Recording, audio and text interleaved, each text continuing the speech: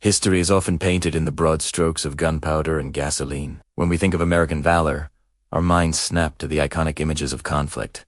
The flag on Iwo Jima, the smoke over Gettysburg, the chaotic beaches of Normandy. These are the loud moments of history, the moments that scream. But there is another frequency to the American spirit. It's a hum, steady and low, vibrating through the bedrock of the nation. It's found in the quietude of a dusty lens, in the blurry background of a forgotten newsreel, and in the stoic faces of those who fought battles where the only enemy was the elements, the odds, or the crushing weight of the unknown. To find this valor, we must look beyond the battlefield. We must unearth the B-roll of history. Today, we're opening for distinct archives. These aren't stories of soldiers, but of the architects of survival, the engineers of hope, and the silent guardians of the American experiment. This is the story of courage found in the mundane, the heroism hidden in the grain of the film. Let's go back to the 1870s. The first act of American valor wasn't a charge up a hill. It was the refusal to move. The Homestead Act lured thousands to the great American desert with the promise of land. But the land was a jealous host. We often see images of cattle drives and lawmen, but look closer at this sawed-house photograph from the Nebraska Territory. Standing in front of a house made of earth is a woman. Her hands are rough, her dress stained with clay. The nearest neighbor is 10 miles away. Her husband is on a 3-day journey to the railhead. She is alone in a house made of dirt, where the walls breathe with insects and the roof leaks mud. The camera captures stillness, but history books miss the noise, the ceaseless, howling wind that drove people to madness. Vala, in this photo, is the set of her jaw.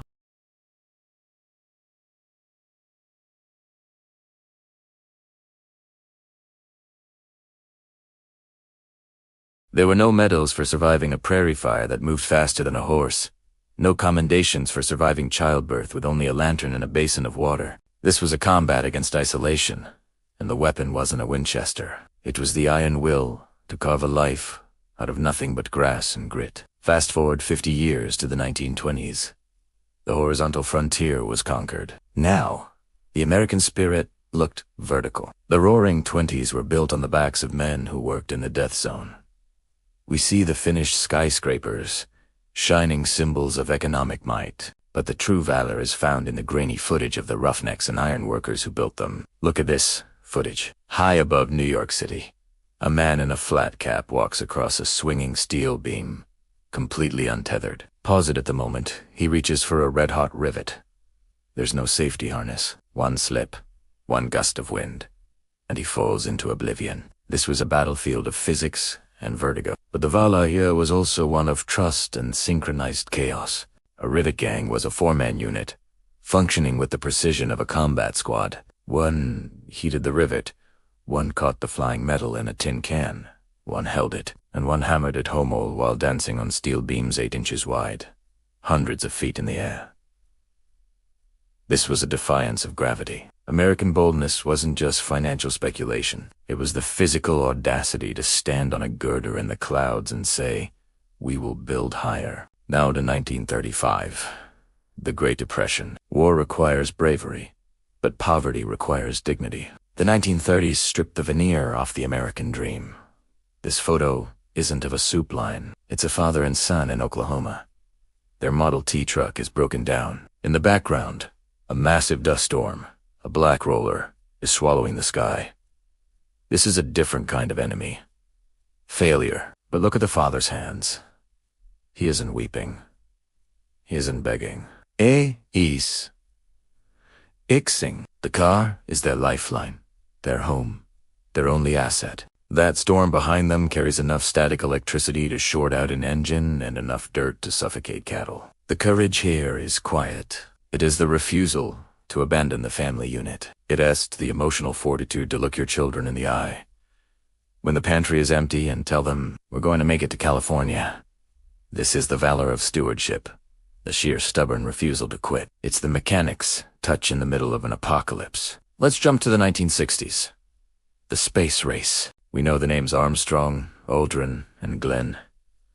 We see the Saturn V rocket, the roar of engines, and brave men in silver suits. But the visual we're unearthing today takes place in a clean room in Delaware. It looks like a factory, and the workers are women seamstresses, bent over sewing machines. The lives of the astronauts hung by a literal thread. The A7L spacesuit, the personal spacecraft that let Neil Armstrong walk on the moon, wasn't built by robots. It was sewn by hand. These women were experts in tension and tolerance. Before making spacesuits, many of them made corsets and girdles. A tiny variance, just 1/32 of an inch, meant the difference between a pressurized suit and a catastrophic failure in the vacuum of space. This is the valor of perfectionism. It has the courage to accept responsibility for a human life with every press of the foot pedal. The footage shows intense focus. There is no applause, just the rhythmic thrum of the needle. It reminds us that the giant leap for mankind was supported by millions of small, perfect stitches. The right stuff also included the patience and skill of the workforce that remained on Earth. Finally, the 1990s. The digital dawn. The visuals of Valor shift from the physical to the cerebral. The American frontier moved into the digital realm. Look at this photo. A cluttered garage in Silicon Valley. Tangled wires, glowing green monitors, empty soda cans, and exhausted young people sleeping under desks. Today, it's easy to look at tech billionaires and forget the desperation of the beginning.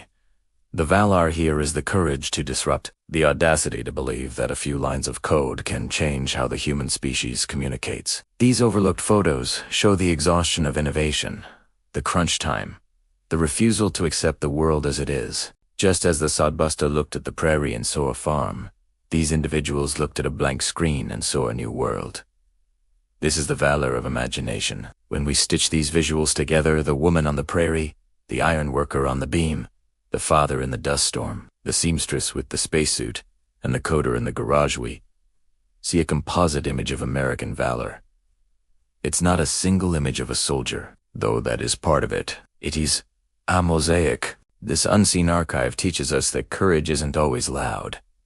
It doesn't always come with an explosion. Sometimes, courage is simply doing the work. It is the resilience to endure, the audacity to build the impossible, the dignity to keep moving when the road runs out, and the precision to do a job right when a life is on the line. These stories remind us that the American spirit is not a static monument. It's a kinetic force, propelled by ordinary people facing extraordinary challenges. By unearthing these stories, we honor the truth that every rivet, every stitch, and every line of code was an act of bravery that shaped the nation we know today.